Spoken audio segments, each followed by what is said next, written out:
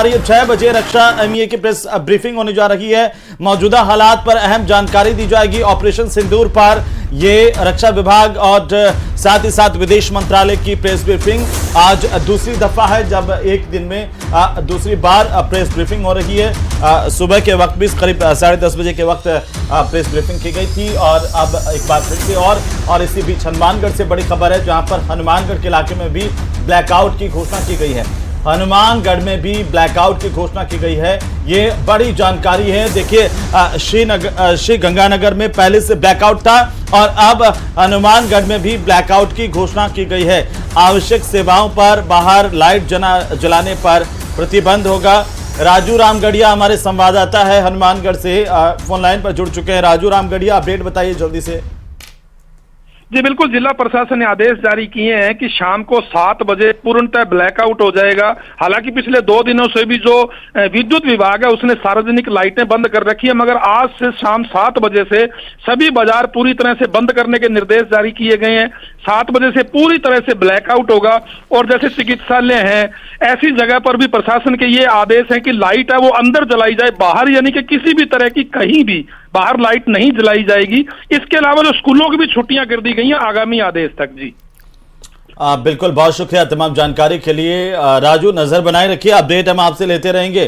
तो हनुमानगढ़ से इस वक्त की बड़ी खबर और इसी बीच लगातार हमारे मेहमान हमारे साथ लगातार बने हुए हैं। आपको बता दें कि जिस तरीके की स्थितियां अब इस वक्त नजर आ रही हैं, सीमा पर भी तनाव बढ़ता हुआ दिखाई दे रहा है। पहले श्रीगंगानगर, बाड़मेर, जैसलमेर, जोधपुर, बीकानेर तमाम जगहों पर ब्लैकआउट था। अब हनुमानगढ़ में भी ब्लैकआउट किया गया है। अटल खंडेलवाल साहब, 2 बड़ी बातें हैं। पश्चिमी सीमा पर लगातार पाकिस्तान की तरफ से आक्रामकता देखने को मिल रही है, वहां पर हम मुंहतोड़ जवाब भी दे रहे हैं। चाहे वो पूर्वी सीमा की बात करें, जम्मू कश्मीर की बात करें, वहां पर भी हम मुंहतोड़ जवाब दे रहे हैं। लेकिन जिस तरीके से पहले जैसलमेर को टारगेट किया गया, उसके बाद में बाड़मेर में हमने कल देखा कि पाकिस्तान के बड़ी तादाद में ड्रोन भेजे गए। हम कितने सतर्क है? राज्य सरकार की क्या वहां पर तैयारी है प्रशासनिक तौर पर, एडमिनिस्ट्रेटिव तौर पर, हमारी चिकित्सा सेवाओं के तौर पर उनको कितना सुदृढ़ किया गया? कितने तैयार हैं हम?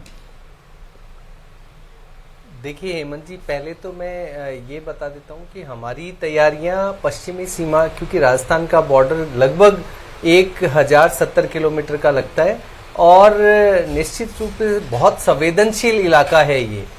और इसको लेकर के हमारे माननीय मुख्यमंत्री जी है राजस्थान के, वो बैठकों पे बैठक का दौर कर रहे हैं। उन्होंने सबसे पहले सर्वदलीय बैठक की, उसमें उन्होंने सभी विधायकों से कहा कि जिसको भी जो बॉर्डर एरिया के विधायक हैं उनको जब जिस चीज की आवश्यकता हो वो बेहिचक सरकार से मांग सकते हैं और हम उसको पूरा करेंगे।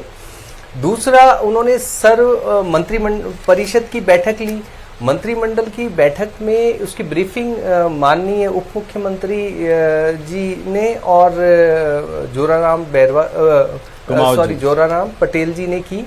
और उस ब्रीफिंग में ये आया कि जितने भी वहां पर जो अगर एसडीएम नहीं है, चिकित्सा कर्मी नहीं है, कोई डॉक्टर नहीं है या कहीं पर भी कोई भी व्यक्ति जो आधिकारिक पोस्ट पे है या चिकित्सक पोस्ट पर है, खाली पड़ी हुई है भर्तियां, उसे तुरंत भरा जाए। उसके लिए 19 करोड़ रुपए तुरंत से स्वीकृत किए गए हैं। तो हमारा ये लेकर के अभी जस्ट थोड़े से टाइम बाद सुरक्षा सलाहकार समिति की पहली बैठक हो रही है। यहाँ पर सीएस की अध्यक्षता में हो रही है। राजस्थान के जो मुख्य सचिव हैं उनकी अध्यक्षता में डीजीपी साहब भी बैठेंगे। तो ये सारी तैयारियां हमारी उसके अंदर चल रही है। हम खुद बॉर्डर एरिया में जाकर के सीएम साहब एक मतलब कलेक्टर से लेकर के और जितने भी चिकित्सा डॉक्टर, सीएमएचओ सभी से कोऑर्डिनेशन कर रखा है। कोई भी किसी भी तरह की आवश्यकता होती है तो वहां पर प्रशासन मुस्तैदी से तैयार है। मैनेजमेंट को हम मॉनिटर कर रहे हैं, प्रशासनिक गतिविधियों को मॉनिटर कर रहे हैं। जो लोगों से भी